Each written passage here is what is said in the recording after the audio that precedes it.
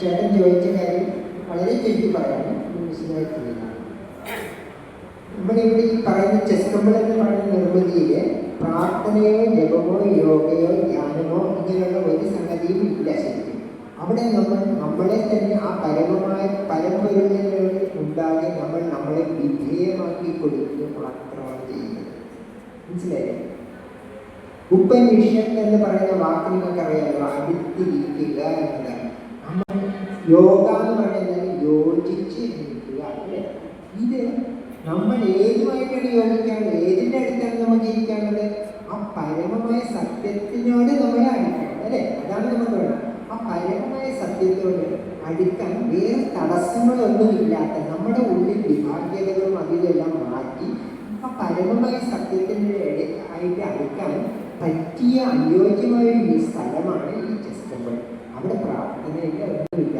അതുകൊണ്ട് ഇപ്പോൾ നാളെ ഒരു സമയത്ത് ഒരു അമ്പലത്തിൻ്റെ വളപ്പിൽ, ഹോസ്പിറ്റലിൻ്റെ വളപ്പിൽ, സ്കൂളിൻ്റെ വളപ്പിൽ, വർക്ക്ഷോപ്പിൻ്റെ വളപ്പിലൊക്കെ ചെസ് ടെമ്പിളുകൾ വരാം. അങ്ങനെ വരുമ്പോൾ അവിടെയൊക്കെ അവർ ആ പരമ്പരയുമായിട്ട് ബന്ധപ്പെടാനും അവരുടെ ഊർജ്ജങ്ങളെ സന്തുലിതാവസ്ഥയിലാക്കാനും ഉപയോഗിച്ച് അവർ തന്നെ കൂടുതൽ ഊർജ്ജസ്വലരായി ജീവിതം നല്ല രീതിയിൽ നയിക്കാൻ പ്രാപ്തരാകുന്നു എന്നതാണ്.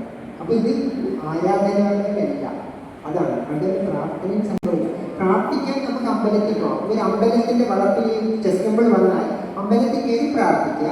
അത് കഴിഞ്ഞിട്ട് ഒരു 10 മിനിറ്റ് ഇവിടെ വന്ന് ഇരിക്കുക. മുസ്ലിം പള്ളിയിൽ പോകുന്ന ആൾ മുസ്ലിം പള്ളിയിൽ പോയി നിസ്കരിക്കുക. അത് കഴിഞ്ഞ് 10 മിനിറ്റ് ആ വളപ്പിലുള്ള ചെസ് ടെമ്പിൾ കഴിഞ്ഞിരിക്കുക. ക്രിസ്ത്യൻ പള്ളിയിൽ പോകുന്നവർ അവർക്കും അത് ചെയ്യാം. അവിടെ കുർബാന കഴിഞ്ഞിട്ട് ഒരു 10 മിനിറ്റ് അവിടെ ഇരിക്കാം. അപ്പോൾ ഇതൊരു ടെക്നോളജിയാണ്. നമ്മൾ ഈ ലൈഫ് ബാങ്കിൻ്റെ കാര്യം പറഞ്ഞ പോലെ എവിടെയും ആർക്കും വേണമെങ്കിൽ, കാരണം അതിനൊരു മതമായിട്ട് ബന്ധമില്ല, ഒരു രാജ്യമായിട്ട് ഒരു ജനവിഭാഗമായിട്ട് ബന്ധമില്ല, ആർക്കും ഉപയോഗിക്കാവുന്ന സാധനമാണ്. അപ്പോൾ അങ്ങനെയുള്ളൊരു